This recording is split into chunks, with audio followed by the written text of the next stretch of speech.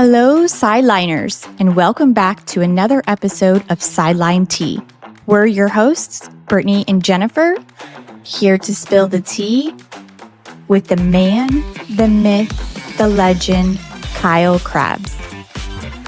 Expert analysis, cap guru, and host of Locked On Dolphins. So grab your favorite beverage, sit back, relax, and let's spill some tea. All right, Miami. All right, Kyle. So thank you so much for joining us. I messaged you like a few months ago and I was like, I'm starting a podcast. Do you want to come on? And you're like, absolutely. So I appreciate you coming on for me and Jen. And thank you so much for like keeping this also under wraps because I wasn't telling anyone. So thanks for keeping that secret. Yeah, very reliable with inside information for anybody that has any Dolphins inside info that they want to kick my way. Britt and Jen can be my testimonies that I can keep the secret. So it's Yeah, it's going to be you on. sure can. And the Dolphins content creator space feels like it's booming right now. So doing a couple of these and outside of like my daily TED Talks with Locked On Dolphins is fun. So excited to mix it up a little bit. We're excited to have you because me and Jen were talking about it and we were like, we want to get to know Kyle because he's always breaking down film and giving film analysis. Let's get to know Kyle. So, Kyle, me and Jen came up with some questions we want to ask you. And I'll start with the first one. I'll let Jen take the second one because that one was her idea. But what is a normal day in the life of Kyle Krabs? So I do the Locked On stuff full time. Before that, I was doing NFL draft stuff for about 6 or 7 years. That started as a hobby. I had a job outside of the industry and I got a part-time job and then it was 2 part-time jobs. And then I had enough part-time jobs to replace the income for the full-time job. And then I got a full-time job. So it was like a very long transition into where I'm at now. But I have 2 kids under 3 at home or 3 and under at home. So it's usually up before 5:30 when you can be rest assured that one of them will have already woken up and trying to get some stuff done in the morning, but then do some daddy daycare stuff until around 8, 9 o'clock. I record Locked On NFL Scouting with Joe Marino. I do Locked On Dolphins. And then the afternoons is kind of like this time of year, just diving into all kinds of online resources to find interesting statistics that inspire me to come up with a show concept because I'm still doing 5 shows and there's only so many rumor mill shows you can do before you want to pull all your hair out. And my hair had a nice comeback from what it was about 5 years ago. It was real bad. I don't know if you guys knew that or not, but I don't want to tear it all back out again, and I want to keep what I got back. So I have to do the legwork to try to find compelling things to talk about. Yeah. We actually, we talked about your hair. You always have like the picture perfect hair. It's always like ready. There was that video that was going on that it's like some Avenger video. Was it Bill from Yes. Yes. Put out? Let me see if I can find a picture of my old hair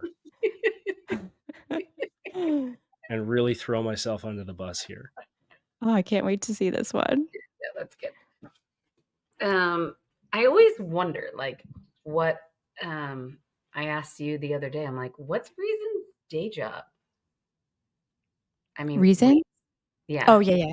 You know, I'm like, what?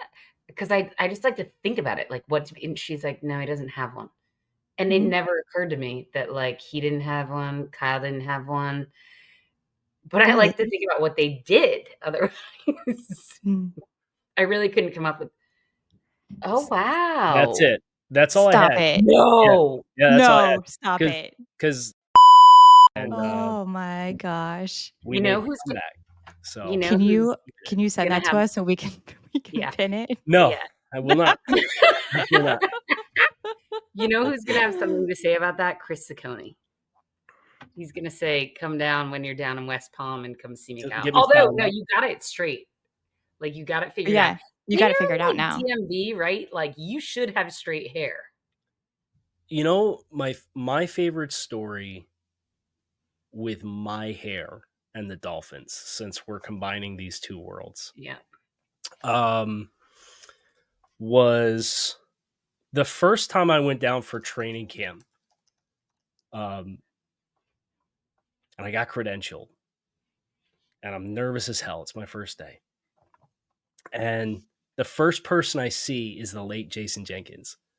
Oh, And yeah. he comes up to me like he's known me his entire life. And he goes, "Yo, got the Miami Vice vibes rocking today. I love it. Have a great day." And he dapped me up, and that was it. And I was like, okay, we're in. good. We're ready to go. Because obviously Jason was like such a prominent figure with the Dolphins and all the great stories that you heard about Jason Jenkins. And here I am, not even local podcaster, gets first time training camp credential to go in, and he's dapping me up and like giving me all the gem with your mug, the good vibes only thing. And I'm like, man, that's why Jason's got the reputation that Jason has. So that's like my fun Jason Jenkins and Dolphins hair story. That's Oh, awesome. that's great. And That's so like, good. You know, I love when like what you think fits the narrative of something positive. Mm-hmm. Mm-hmm. You know what I mean? Like, I love that. And that was the entire vibe that everyone put out about him. So that's a great story, and I love it. Yeah. I do. I do. But also, if you are down there and you need to touch up, Chris County Vibe. Give me the hot take. Yeah, he's doing all the. He's the Reuben Foster guy, right? Yes, that's him. Yeah. Yep. He's in West He came Palm. up to me in training camp and said, "I know you probably annoy me because I'm always asking to sign Reuben Foster." So Chris, what's up, man? He's a good guy. He's Yes, a good dude. He really is. Are you excited to get to training camp? Yeah. Yeah. This is 4th year I'll be going down for camp and practices. And last year was the first time. There were a couple rain practices where they escorted the media through, and like you walk from the media room to the indoor field to watch. Wow. So like you got to see like all the stuff when they did the drone flyby thing, when they introduced the training facility, and it's like this state of the art thing that everything, your jaw's just on the floor, and like you get to walk through it. And I'm like, that's so cool.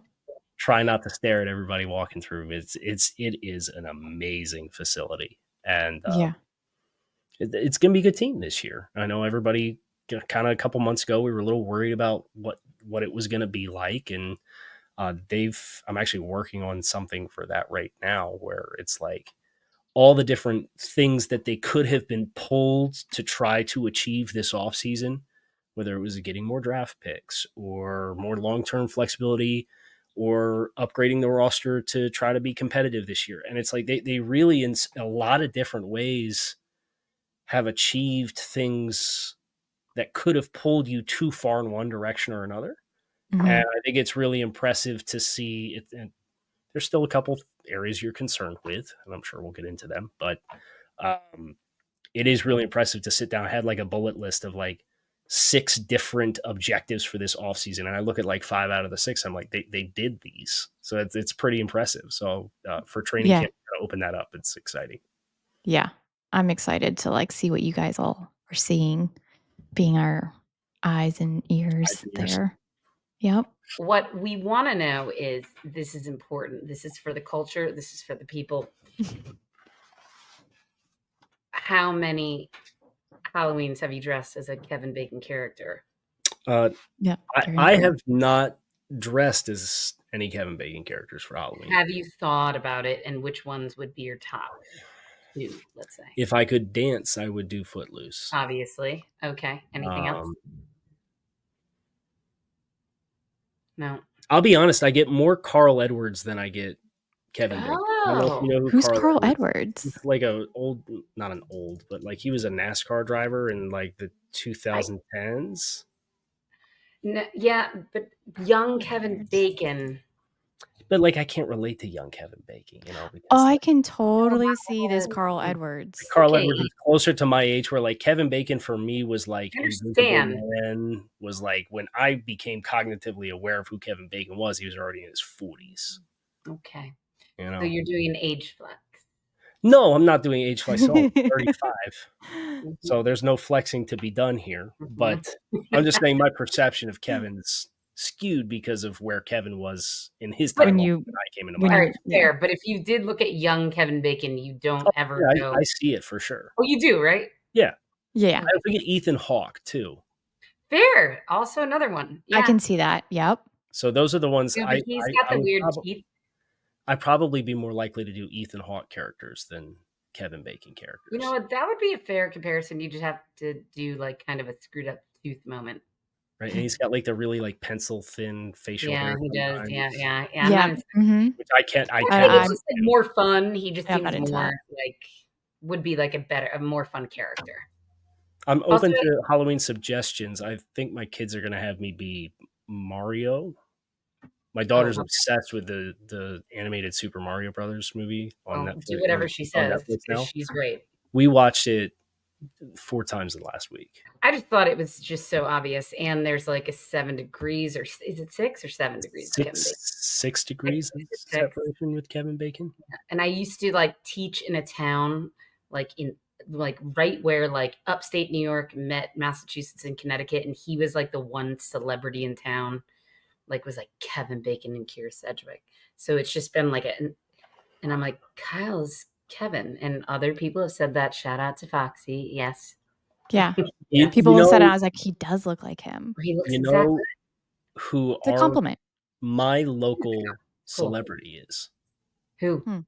It's Taylor Swift. Stop it. Because you're in Delaware. No, yeah, I'm from Central Pennsylvania, and before she moved to Nashville, she was in Wyomissing, PA. Yeah.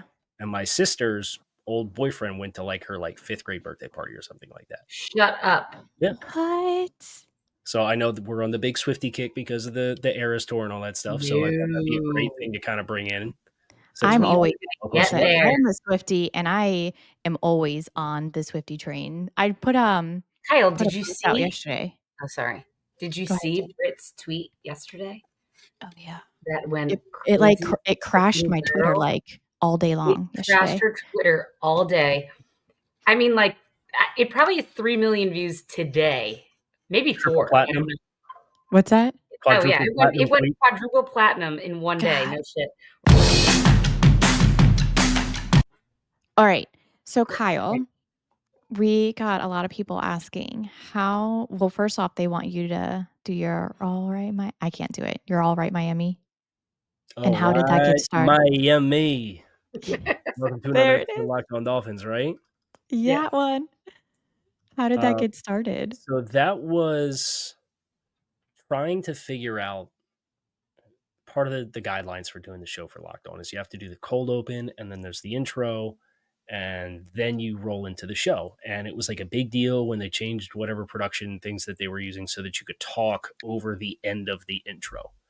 And it was like, it always felt so awkward to let the intro video play, and then there's that like half second of dead silence, and then you can start to talk. Well, like we use StreamYard, like we're on here, and you can unmute your mic when the video is playing, and you can actually talk over the music at the end of it.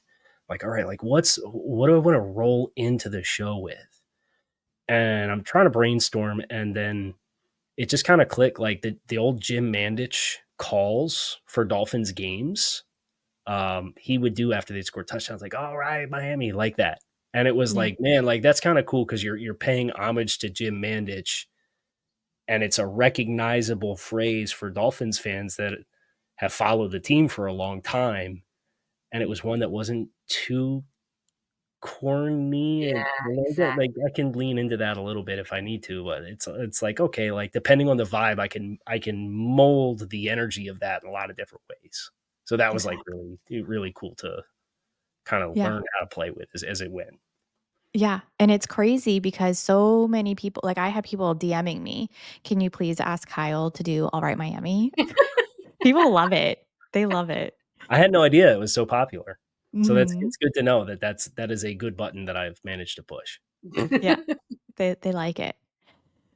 All right. Let's get in our serious faces because it is now time for our dad jokes. What did the baby computer say to his father? Dada.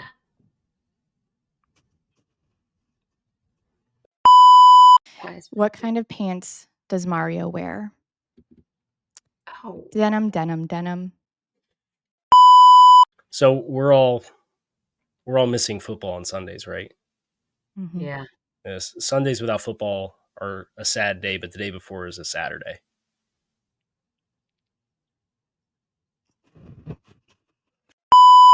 Did you hear about the restaurant on the moon? Great food, no atmosphere. Oh. Hey, did you guys hear about that actress that got murdered over the weekend? That got what? Was murdered. It was Reese. What's her name? What? It's with a knife. Spoon. Oh, Brittany knows it. Yeah. I've heard that one before. That was my grandfather hit me with that one time, and that one was That was like, a good Oh, one. that's cute. That was a really good one. I stole the Celtics ones because I had no idea what to do, which will go over really well. The Celtics. Yeah, enjoy your Panthers win. Seriously, enjoy the Panthers win. The curse is lifted. The curse is, I mean, let's hope. Yeah, I'm all for it. Mm-hmm. LFG. Because they started playing like right when Miami had like their last like back-breaking conference championship loss was like when the Panthers started playing. So hopefully like their breakthrough. When was it? 30 years ago, right? Yeah, it was what was the Stoyanovich? I just saw it on the timeline, unfortunately, today. Stoyanovich missed that field goal against the Chargers. Like I just saw it too. I saw that too. Same thing today. 92, 93. Kyle, why are you are you from like up there? No. How are you a Dolphins fan? So my dad worked in nuclear energy, and he would be able to work at a place for only a finite amount of time, and then like the job would be done, and then he'd have to go find like a different plant to work at. So there was like a lot of moving when we were young. And they went when I was like 3 or 4, we moved down, and this was early 90s. So it was like Prime Marino, end of Coach Shula. Yeah. We moved down to Atlanta, outside of Atlanta in Augusta. And the Dolphins were the good team that was always on TV regionally down there at the time. Even, I will say, I don't mean to interrupt, but even up here, like in New England, like they were on TV all the time in the early 90s. Yeah. And throughout my high school. Yeah, the Dolphins were. I used to see Marino beat Drew Bledsoe all the time up here. Like in the fourth quarter, I would see the Dolphins come back all the time up here. Yeah, and I was confused, but continue. Sorry, but they were always on TV back then. Well, that's really how it started for me. It was like Dan was Prime Dan. Oh yeah, and I don't blame obviously there was the aura of Shula, even like late stage Shula. Was like, man, like these guys are awesome. Like, and that's how they got me that way, and I stuck with them. And you had moved from where up like? So Central PA, New Jersey, and then it was down to kind of up north. Yeah, and then it was down to Augusta, and then there were a few other like mid-Atlantic stops, and then they went back to the area that they liked the best when me and my sister were like really young was Central PA. So they like moved back and settled with roots there, and then my dad would just like remotely work and then travel as he needed to for like weeks at a time for what he did for work. But you were hooked. Mm-hmm. Yeah, you were done. Yeah, it was over. Okay. So is your whole family, are they all Dolphins fans? No, I'm the only one. Oh, yeah. Yeah. My dad was a Commanders fan, but like a very casual football fan. My sister hated sports. She's a music major, and like our school was like a big divide for some reason. So she was like, oh, I'm a music girl. Like I'm not allowed to like sports. And my mom could not care less. Yeah. So that was it. So, that's why I like, that's why I love Joe Rose so much, because Joe Rose has been very welcoming to me every time I come down, and it's like, oh, it's like the grandpa I never had that like loves ball and like talks ball with me all the time. It's like Joe Rose. So you are great. You are great on his show. I listen to them. I listen to them every morning. I listen to them every morning, and you're really. I love him too. Like I don't have a grandpa anymore. I don't have a dad anymore. He like he gives like such good dad vibes, and I don't know. I typically most of the times agree with what he says, even if it doesn't come out to be true. Like he was on my side with the Christian stuff. And getting back to that, what I was going to tell you was you were the first person. This is what, when I said would get back to Christian, you were the first person and the only person that actually broke the news to me as gently as possible that Christian would not be back in that one episode he did. And I hated it. The But I one thing believed you. the one thing they can't do is put him on the franchise tag and let him play this year because it puts you back where you were all summer and nobody else will get done. I knew you were right. And every single analyst, every single person, even through the draft, and not the draft, even through the combine, It was weird. It was weird even how through much the combine was Christian saying Wilkins franchise tag they would buzzed. tag him, they would tag him, they would tag him, they would tag every single solitary one. Joe said it too, but I respected his position, which was kind of my feelings on it, which was like, you have to do this, right? And you were the first podcast or show or anything that I listened to that actually explained it in a way that was nice, didn't talk smack about him, didn't talk about him being greedy, didn't talk about him not being worth it, but just talked about how the financial flexibility did not what they needed financially precluded them being able to do this. Yeah. And but you did it really nicely and delicately, and it broke my heart. I remember I was sitting in the Basketball Hall of Fame parking lot because that's where I eat my lunch a lot.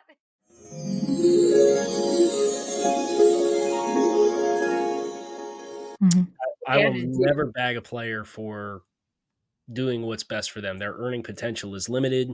They've put in so much. So an opportunity to make $27.5 million per year on average, like good for you, Christian. Yeah. I will say though, I do have his name muted on Twitter now because I can't consume any of the content now because it hurts. Like I don't want to see Christian in a Raiders jersey going Raiders. Yeah, like, I don't watch that. I do. I think what's going to break my heart is. But I hear you. What's going to break my heart is when I see him like yanking towels from other people. And if like he comes, they're coming here. If he comes here and he's yanking our towels, oh my gosh. Place to go. It's actually a great transitional topic. When he comes back, and let's talk about our O-line. Oh. Kyle, how do you feel about our O-line? Good vibes only or no?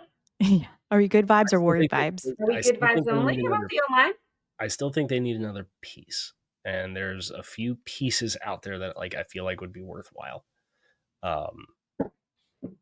Am I surprised that they haven't put the premium on it? No, because I know like the ideology of the offense. And you heard Chris Forrester, who used to be our offensive lineman, who's now in San Francisco, and him talking like the offensive line coaches we want to go after the guys that score touchdowns because we can teach and within scheme. And I've watched a couple of coaching clinics that Forrester's done, and the attention to detail. And this is like time on task where I think this is very applicable for Miami and some of the young guys in the system. Like the helmet placement, regardless of whether it's inside zone, outside zone, whether you're pass blocking, whether you're running power, like they want it down to like the inch on the defender's pad because of what it tells the linebackers. The read is knowing that the backs are going to be cutting off the linebackers with where the hat placement is. And if your hat's in the wrong place, it's good. But the linebacker in the wrong place, you're not going to block the run the right way. So it's like there's so many nuances and intricacies of like how the run game works. And I think it's really interesting. I'm going to say this out loud. Nobody listening that goes to training camp, please don't steal my question because I want to ask this at training camp. I'm serious.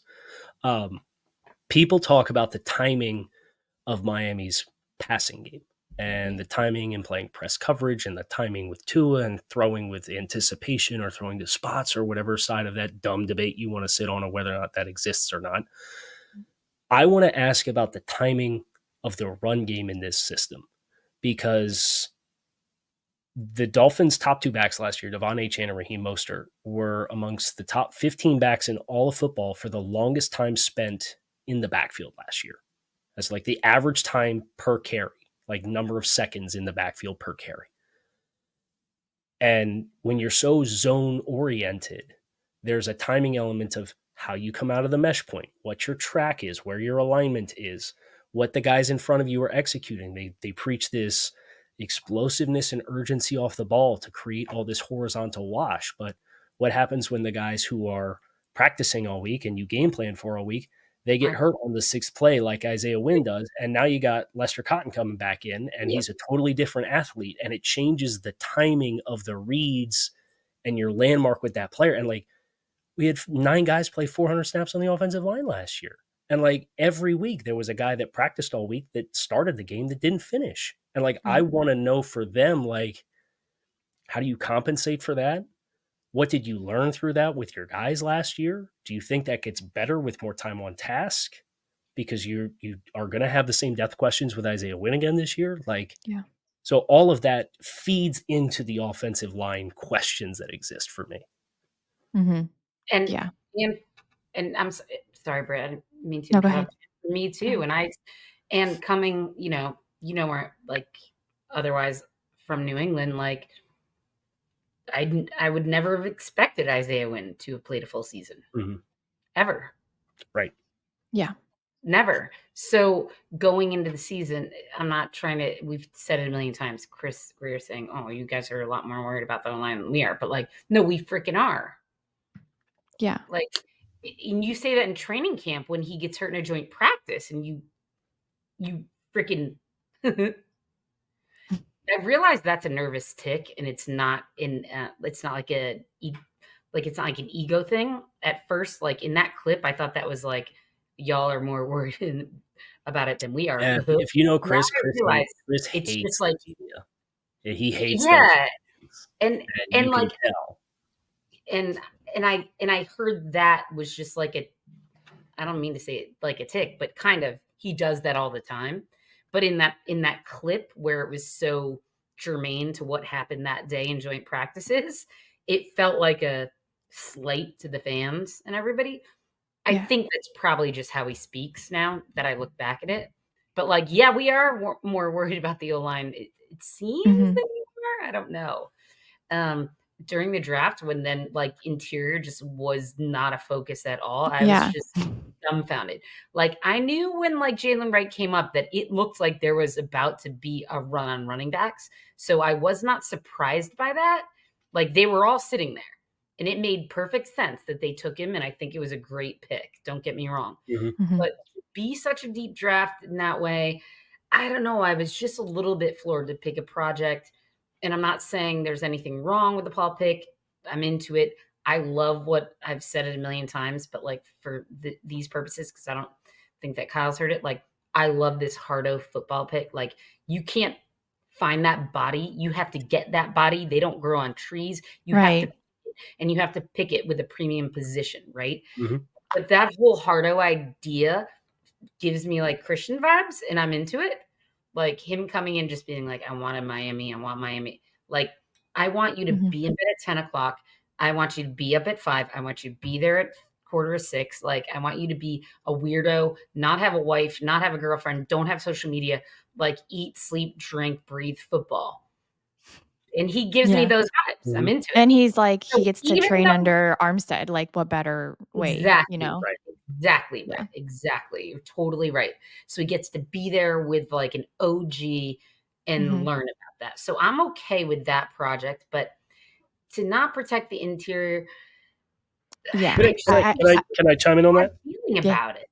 Because I kind of, as I've spent more time doing this, and especially the last few years, I think the league kind of told you what they thought of the interior class this year in free agency too.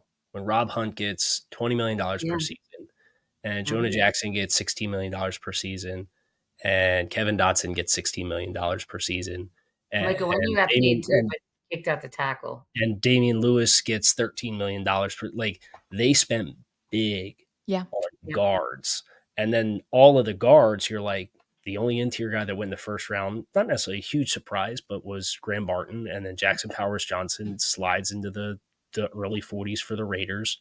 Yeah. And I think so much of this is like, especially from Miami's perspective, the attention to detail that we just kind of went through with like the zone teams and the hat placement and the hand placement and all that kind of stuff. Like, how many rookies are you realistically going to get that's going to come in from the jump and get that and play with that detail? So like, if you want to improve it, go after interior guys, and they haven't really done it other than Aaron Brewer yet. So I get why it's still a concern. But if you're going to tell me, hey, we're in a competitive window, we don't want to pick another Austin Jackson that's going to take 3 years to develop and turn into a good player eventually. We don't want to pick another Liam Eichenberg where if it's going to happen for him in Miami, it's going to have to happen this year. And he's played a lot more than Austin Jackson played in his first 3 seasons. And like the light bulb still didn't come on. They didn't do themselves any favors with him with how they moved him all around. Yeah. But it's like, if you want to get it right, you kind of need to know what you're getting with a guy that you bring in. And that's where I look at like Jack Driscoll and Aaron Brewer. And I'm like, okay, you got a couple guys that are vets that have played multiple spots. There's some positional flexibility, which they love. I think there's some give and take as far as how good that is. I love positional flexibility. That is like, I'm from New England. Like that is in the trenches. You have to be on this team. Value to a T, right? Mm-hmm. Yep. Yeah. Move, and that's Christian to me too. Move his ass around. He'll play zero. He'll play everything. You're gonna love Calais Campbell. I can tell you that. I am pumped. I'm telling you. I know you don't believe me. Britt does though.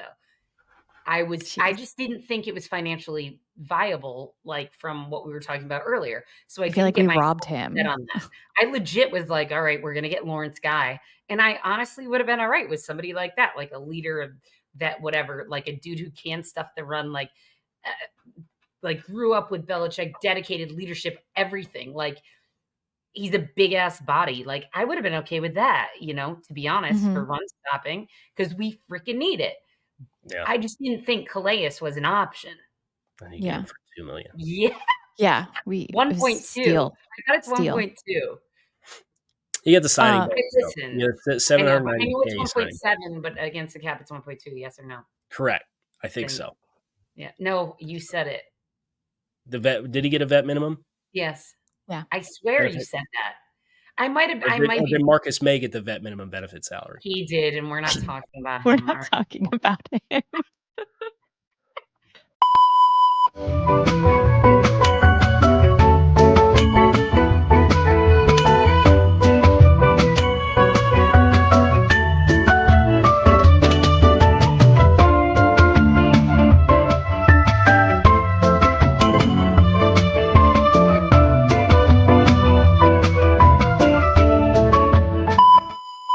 So Kyle, what are you doing with the extra cap money we have? Like, saving if you were the GM, what are you doing? And I would love to sign Greg Van Roten to play right guard for this team. I think that, and he played for like 1.5 last year. Like y'all can throw him a few million. Like you don't got to give him the vet minimum benefit salary special. Like you could sign him. And I think that would put this offensive line at like a very high floor, and the ceiling's not there. Like the ceiling with Robert Hunt is not there. And that one hit me really hard because I love Rob Hunt, but Greg last year playing for the Raiders was a really reliable player in pass protection, time under tension, as far as like how long he had to pass protect for, but then also in the run game. It's a little bit where he's been more traditional. So I would sign that player, and then I'd probably let it go because you can roll all that over if you want to. You need about $4.5 million for your practice squad throughout the course of the season. And then I think Miami started the year last year with about $9 million in cap space. And then they had around $2 million when it was done. So like from a practice squad perspective, and then like signing guys in season, you need $6 to $8 million as far as like operating budget. So me personally, I'd sign Greg Van Roten, and I would put the rest, and I'd say, Tyreek Hill, you want a few $1 million raise this upcoming season? Like, I'm not reworking your deal and putting New Year's on the back end of that. We can move some money around from the last year to this year to kind of help you feel better about what your situation is this year. I would prorate that out. I would not put all that in this year. So like, I wouldn't eat all of that in this year's salary cap situation. And then I'd leave the rest and I'd roll over as much as possible, because one of the things that they've done by not restructuring Tyreek to this point, with some of the shorter term contracts and not giving out these, aside of Jalen Waddle, monster contracts, they have a lot more flexibility with what their salary cap space is going to look like next year than they are this year. And there's a lot of different ways they can use that. They'll need that for whatever happens with Tua's contract, so on and so forth. So like, I would want to roll over as much as I can And I think you're really close to having a complete roster this year. Yeah. What do you think is going to happen with Jalen Phillips? Do you think we're going to see anything mid-year this year? Anything I don't with I him? don't I don't know that they will necessarily feel the urgency to get something done there. I think I did that show, what was it, last week or the week before? And it was kind of like, who's next? And like, what's the sense of urgency with their contracts? Mm-hmm. And Jalen was the one I walked away with feeling like there's the least sense of urgency because he's coming back off of the injury. You have him with a very reasonable $13 million fully guaranteed fifth-year option for 2025. So, Yep. like, you have 2 years of control left on his current contract. And you get to see what happens this year and how he Right. bounces back. But do you Right. think that he's cheaper right now rather than coming back and being like this He will be. explosive player? So I think that's where it's interesting is he's averaged about 7.5 sacks per season for his first 3 years. And he was going to be a monster last year. If he was fully healthy, he would have been an absolute monster. Yep. But there's this like $6 million gap right now between like Nick Bosa and everybody else in the edge group. And it's like, I kind of see like that hierarchy staying fairly still for a couple years. It's kind of how it works. Is like there's big, unless quarterback, there's like a big jump where 3, 4, 5 guys reset the market. And then like you fill in all the spots behind it for 2 years. And then 3, 4 guys reset the market. And then the next 2 years is everybody fills in behind.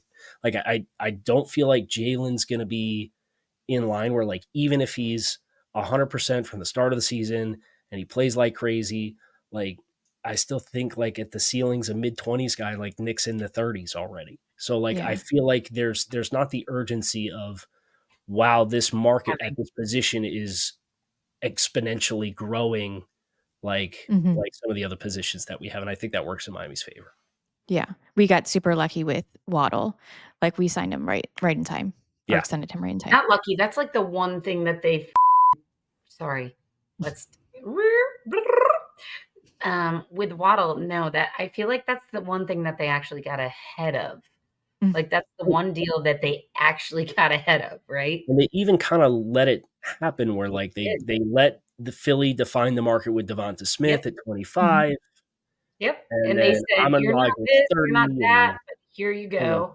And then they're like, okay, like this is where we feel This is comfortable. fair. And I'm curious with Trevor and Jared and some of these other 50 plus millions, like if we do see something that gets done with Tua, like did they let that define the spectrum? I know what Athletes First wants. Like So I'm more than aware of what they want. I'm interested, like where does it actually land if they find something in the middle? and no one's gonna like this, but I kind of feel like I've said it. I might be wrong. I kind of feel like this is gonna be Athletes first big First L. L. I said it. I think it's their first L. What do you think, Kyle? But I'm telling I you, know exactly where you're going, and I generally agree with what you're about to say. But I'm telling you the truth. Like, I think that at the end of the day, the Dolphins have all the leverage in this situation. I do. And I think that there's a gap on, my guess, guaranteed money. And at some point, Tua has to decide. And I've seen it because I got my heart broken once, and it's never going to happen again. I got it broken on Christian, who fucking deserved his money.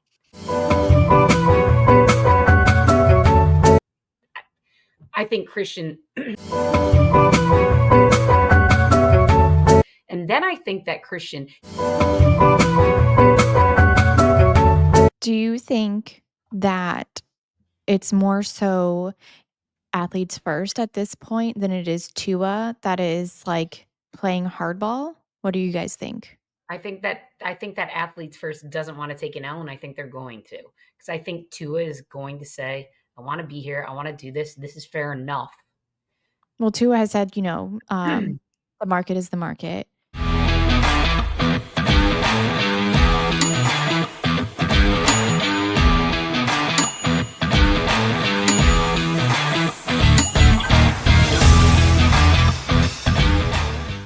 Like Jen, hit your camera button. I think you down at the bottom where it says like mute, stop cam and all that. Yeah, hold on. Yeah. Hit camera. Stop cam, start cam. Sorry, Cam. No, go back. You must have hit a button or something. I definitely hit a button.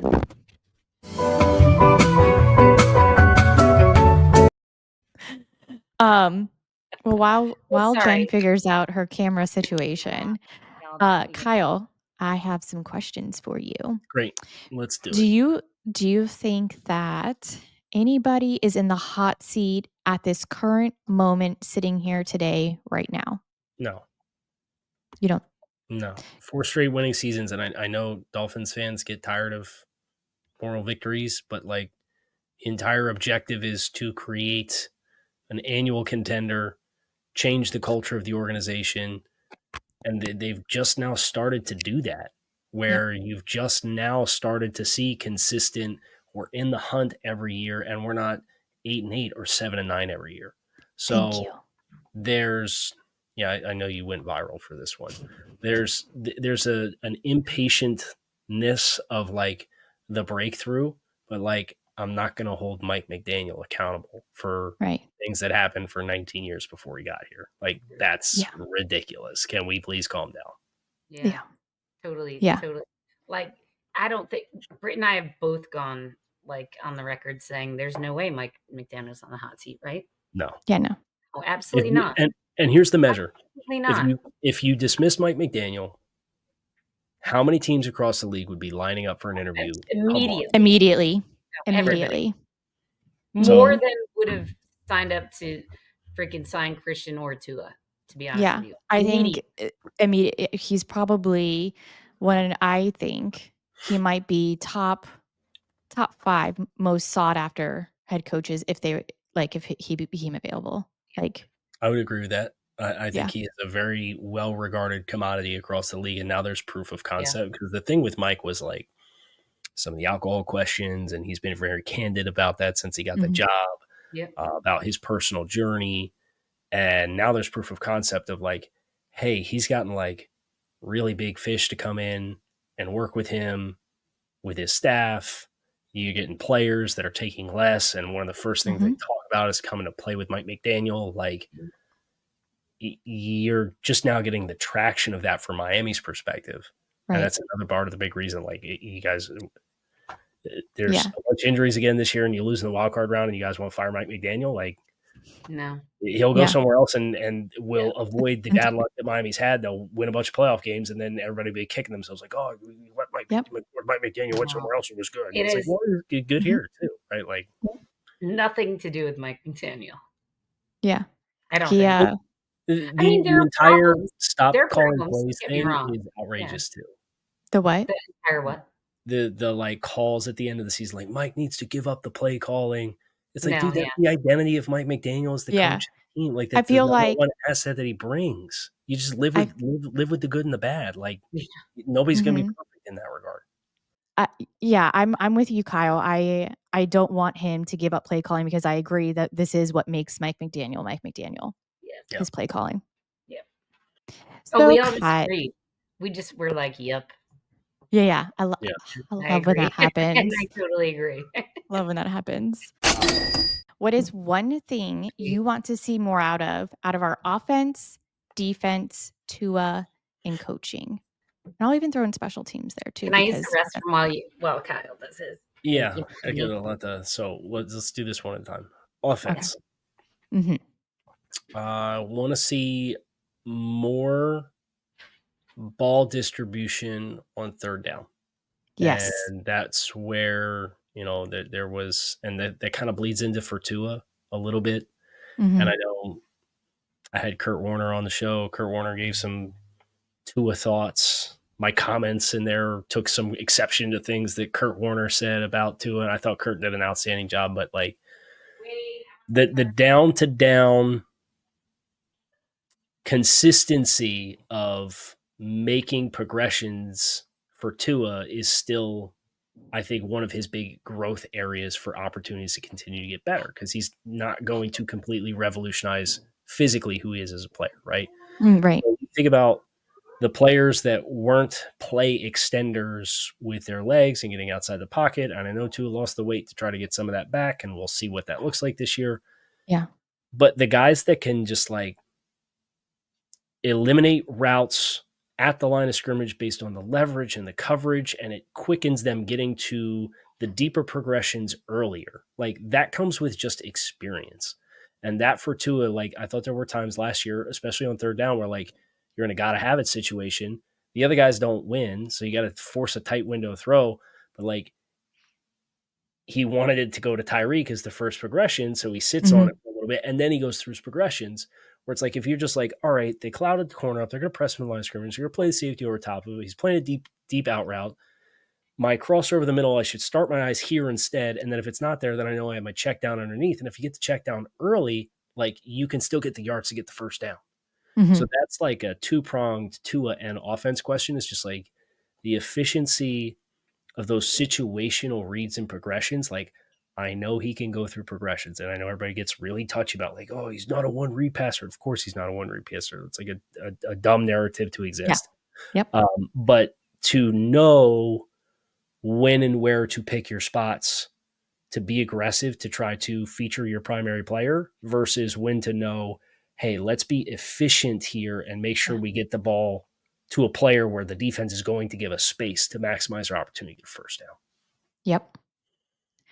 That's exactly the same exact. I was thinking about these questions earlier, and I was like, it's third down, and exactly that being able to. I was watching film breakdown, and I was watching some stuff, and I was like, Tua totally went off script here. He can do it. He's capable of it. I just wish there was more of it, more on a consistent basis, especially in those times where we got to get this. This has to get done. Exactly. Yeah, and then from a coaching staff perspective, I thought there were times they got cute last year. You guys remember that? Like so cute, so cute, and it was always on like prime time football. The backfield, like get it out of your head. Like what are you doing? They ran that like Jeepers creepers reverse throwback with Cedric Wilson like twice last year. He took like a sack against Philly on it, and it was like, dude, you guys just started to move the ball. Like you just got past the 50 and like got a little momentum. It's like now we're doing the double pass with Cedric Wilson, and Cedric runs around and gets tackled for a loss. It's like, why? Honestly, no, it's way too cute. But wasn't that the one? Wasn't that the one that he got? It should have been. I mean, that game was egregious at best. Wasn't that where he got really? Should have been a penalty, and it just wasn't called. Is that the one? Is that the play you're talking about? There were 10 penalties called. Yeah, there were a lot of those in that game. I got so mad watching that game. And also roughing the passer. I literally I had to walk away from my TV because that's how I was there. You were there. Yeah. Oh my God. And it was even worse than I thought it was. Like in person watching the game. You went? Like, I was gonna go. Bad. But it was the Sunday night game. That's why I didn't go. Like it's about 90 minutes from my house, so pretty easy. I would have gone, but it was just like Sunday. It was a lot, and I go down to Florida for the games. So I lived in Lancaster, Pennsylvania. I used to live in Lancaster. I miss it. Y'all neighbors. Amish country. Yeah. Did you ever go to Shady Maple? Yeah, all the time. Love. Listen, I've been to Shady Maple in like 5 years. Can we do like a live show of sideline team Shady Maple? Yes, 1,000%. Oh my God, yeah. I'll go to Shady Maple. What the hell? Oh, like an Amish buffet. Really?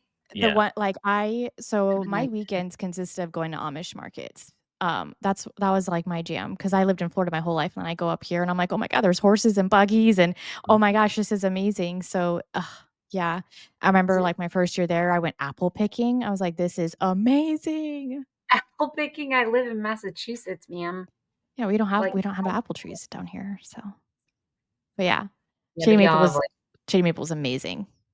Yeah, free pub. I'm a big like no free pub guy, but like I'll give Shady Maple some free publicity. If you're in Lancaster, go. Shady Maple. Apparently, yeah. Third down was rough. Yeah. If there's any play I could also get rid of it. Well, I just want to like, why do we have to go in the backfield every single time? Like it looks like New England's absolutely disgusting, atrocious offense towards the end of the season. Like, what are we doing here? I think that we were uncapable. I think we were uncapable. Why are we trying? Like, go forward. Don't go sideways. But do you think that comes back down Back. to our offensive line's capabilities? I do. I mean, yeah, absolutely. I do think it does have something to do with it, but it also has to do with like this worked earlier and it's not working now, sir. So you need to come up with something different. Something. Yeah. Yeah. I mean, it's Yale. You Yeah. can do it. He's Right. got it in him. So See that? I want to see them put more between the tackles runs in this year. Yes, But thank you. I felt like part of that was like Devon Achan's not really that guy with his build to run those. And Raheem runs What about hard, but Jalen? What do you think about Jalen? I think that's where he has potential to really be an impact player Yeah. because in Tennessee, it was so Yes. much of they ran inside zone with Jalen Wright, Yes. and that's where he popped a lot of his big Yes. runs. Let's go. And he's like this 215-pound dude. And I know Raheem Mostert added the weight last year, but like he still runs like his pad level isn't like a low pad level. Like he's really hard to get under type of runner. He absorbs contact well. Yep. And he's gotten better at that throughout his career. But I never really, when I thought of Raheem Mostert, his yards after contact came on the edge, right? Because you're struggling to keep the run fit and keep your pad in position. And then you can't quite get there and he slips off, but you still make contact with him in the process. Then So you like, throw Jeff in to just like right. But then Jeff like doesn't have the explosiveness. can't do it. Yep. And then Chris Brooks is even So less now, explosive than that. Yep. So now you get a Yep. guy that's got all the explosiveness of the other guys, but he's 215 pounds and he's a hammer between the tackles when you run between the tackles. So I think that's exciting. Let's go. Although I do love Chris Brooks. Yes. I'm a Chris Brooks is a very easy guy to root for. Very easy guy to root for. Everyone, I mean, all of our people are rooting for Chris Brooks. That is for sure. I want to see more. I mean, like not of all, yeah, but yeah, our friends for sure. Okay. Go ahead, sorry. Go ahead, Jen. Speaking of Pennsylvania, biatches, I've talked about it a million times, but I have a UDFA that I want to make the roster. Oh. Hayden Rucci. Wisconsin tight end. Yes, sir. Let's go. I want Hayden Rucci to make this roster. And the fact that he's still there sniffing around, I'm into it. Y'all know I'm from Massachusetts, so Todd Rucci, big fan. O-line, big dude. Hayden, yes, makes, well, because he's got a little brother, Nolan. Hayden makes Todd look like kind of small. I don't know. I love this idea of like a badass, like actual big ass blocking tight end, like smarty pants, grew up with third generation NFL like player. Like I am rooting for this man. So that is I'm just saying UDFA. We all know we've talked about it a million times, but as we're in here, What'd you think of his film, Kyle? I didn't realize Kyle was from freaking Pennsylvania. So yeah. I'm just talking about it. Like, I want this man to make the fucking team. And not just because everybody knows that I like love him and his dad played for the Patriots and played on the line with my friend Max Lane, but also because my sister's, whose house I'm in right now, her last name is Rucci. So we need it for the culture. We need it for the jersey. We need it for the everything. And we also need it for his little brother, Nolan, who is a 6'8", 200, whatever, 30 or 320, 50, whatever pound left tackle at Penn State right now. Okay. Wow. LFG.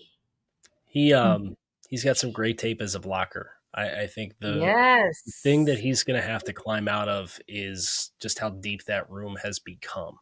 I know. Jonnu Smith and Jody Fortson and everybody that I've talked to that's been at the OTA sessions has been like, yo, Jody Fortson's popping off. Like he looks like really? a deal. He'll probably end up in New England. There's an injury issue with Jody though. So that's like, he never really caught on with Kansas City because he's had some injury stuff. So like that's a storyline to kind of watch, but looks like he might be in play. Then you obviously have Durham, you have Alec Ingold, you have Julian. I like Durham. Durham is so freaking underrated. I like Durham. just a jack of all trades, but really master of none. That like I think that's why you went out and saw they went out and got a high point guy in Jody Fortson. They went out and got a run after catch guy in Jonnu Smith. They went out and got like all these different skill sets. And remember, Kyle, like when they signed him, I was like, what about New England in 21 and 22? And you were like, Jennifer. Who is Kyle that tight end that No, Kyle literally said, Kyle doesn't respond to me. Kyle said, Jennifer. Like, don't fucking talk about what Jonnu Smith did in 2021, 22. Yeah, no, those years didn't happen. Exactly. Those years don't exist for Jonnu Smith. We'll see what happens. Kyle was honestly like my saving grace during the draft, because after like second and third round, I was like just messaging him after every pick. Okay, Kyle how do we feel about this one? With myself, but I'm just alone. I'm just literally alone in the draft. Like, I am right about this. You were the Kyle Krabs. Meanwhile, Meanwhile, though, the two dudes that I did want to get drafted, two of them. All I wanted was two. I fucking pushed them on you. Jalen Coker, who is at UDFA with the Carolina Panthers, who's about to be a little fucking stud. And the other dude who I pushed was CJ Hansen, who got drafted by who in the 7th round? The motherfucking the Kansas City Chiefs. I'm going to have to edit so much of your cuss words out. Wait a minute. Wait a minute. Wait, assholes. At right fuck. I have two very important questions I would like to ask you. Okay. This is serious. Number one, what is one word you would give to describe Dolphins Twitter? Passionate. That's a good one, actually. All right. Second question. What is a film that you saw that gave you goosebumps? The first time I sat down and watched Jalen Waddle College State. And then I was at the LSU game when he returned the punt for the touchdown. That was like the Tua Joe Burrow game, watching Waddle instead. And I'm not supposed to be watching. I'm supposed to be watching the DBs. And I'm like, man, Waddle ran that route. And I've seen it 6 times, and it's still as good as it was the first time I saw. Like, he is so electric. And I know that there's the dumb volume wide receiver 1, wide receiver 2 debate. Like, they're going to have a Tyreek Hill capable replacement to be what Tyreek Hill is for us now for like another 7 years because of what Jalen is. And like, he's that good, and he's only going to get better. So I'm fired up for that contract, because that was one of my big like all time. I did those shows with Locked On, and I'm like, this show for Kyle Pitts. I'm like, here's the pros and cons to drafting Kyle Pitts. Here's the pros and cons of drafting Jamar Chase. Here's the pros and cons of drafting Penei Sewell. Here's the pros and cons of drafting Jalen Waddle. And I got through the series, and I'm like, they have to draft Jalen Waddle. Like, they have to draft. It's not an like, I don't care. And then they did 3. You have to draft Jalen Waddle. So exciting. And then they drafted him, and it was like, that's so exciting. Was that like one of your favorite? Was that one of your favorite? Yeah. That's probably my favorite, like, intersection of all the stuff that I've done with the draft and like all the stuff that I've done with the Dolphins, was like that whole process of falling in love with Jalen Waddle, and then him being the guy that they ended up with. I love that. And he's just like such a lovable human too, you know. I have stole Munyon. I don't think he created like Munyon. Without the Munyon, you done yun. But I use Munyon quite often now. I love it. So, thanks. I love that so much. Nationwide with this Munyon. Without the Munyon, you done yun. That makes me so happy to hear that too. A better guy, a better player, harder worker. That's great. All of it. And like, he never had more than like 600 yards in a season or something like that at Alabama. Like, so there was like the whole like, well, look at the stats and the breakout age and the target efficiency, yards per route. No, just like watch him play football. Like, it's not hard. Just watch him. He's honestly been the most like, when I've been like going down there for games, the most electric offensive plays I've ever seen have been him. Yeah. The most like just catch and run. Like, honestly, and I saw, like, I was there for Carolina or whatever, but like at some point, like the 70-point game just got like whatever. Like you didn't even care about it. But in big games like Buffalo games and him catching it, like A deep touchdown in the third quarter against Buffalo in Buffalo. And like, no, what's in Miami, week 3. Oh, when he caught the Yeah, ball to set up the go ahead touchdown in the fourth quarter. yeah, Yeah. like he just is there, man, and he just and what's crazy is he's always doing there, and he's just gone, and it's Yeah. so electric. I love it. Yeah. I love it. His extension was definitely like I took like the biggest sigh of relief with that. Yeah. No, he deserved every bit of it. Yep. More. Yep, sure did. Alrighty, more. Kyle. Thank you so Sorry, much. Kyle, thank you. It was good hanging out with you guys. Yeah, It this was. was fun. It was fun. So do it again. Shady Maple For the next Silent T. fly on up. We'll go. It's on me. Jen, you don't just please Google Shady Maple so you I will. understand what we're talking I will. I'll meet y'all Yeah. there. Yeah. It's like a You know, half I've seen acre in, like, of Shady just Maple, buffet. like You can make a whole day out of it. Because they have the shops and stuff. Mhm. Come up The here, Amish shops is like attached to it. Brittany. Yeah. Come up here. We live in like Shady Maple territory. No, It's Jen, like you have to come oh. down too. All right. We Yeah, have there's no other Shady Maples. It's just you can't explain like Amish town. I'll go to without Shady Maple. My bestie lives in Doylestown. Is that close? That's within driving distance for Shady Maple. Yes. All right, I'll go there. Let's There go. you LFG, bitches. Alrighty, thank you so much, Kyle, and we will see everybody next time. All right, love you. Bye.